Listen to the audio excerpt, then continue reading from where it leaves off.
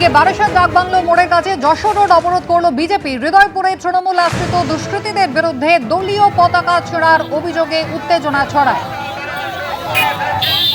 বারাসাত ডাকবাংলো মোড়ের কাছে যশোর রোড অবরোধ করেছে বিজেপি।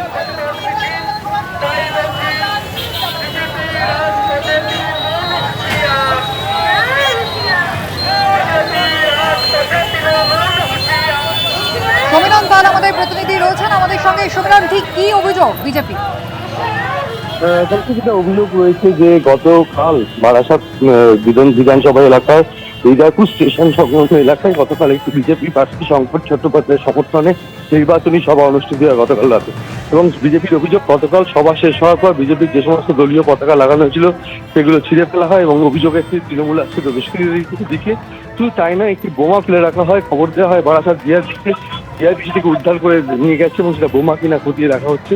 তবে এই ঘটনাকে কেন্দ্র করে চাঞ্চল্য ছড়িয়ে পড়ে তৃণমূলের পক্ষ থেকে অভিযোগ অস্বীকার করা হয় এবং ঘটনার প্রতিবাদে আজকে সকালবেলা সেখানে প্রার্থী যান শঙ্কর চট্টোপাধ্যায় এবং তারপর কিছুক্ষণ বাদে এখান থেকে যশোর রোডে হৃদয়পুর মোড়ের কাছে বেশ কিছুক্ষণ বিজেপি সমর্থকরা রাস্তায় বসে অবরোধ করে প্রতিবাদ করে তাদের বক্তব্য।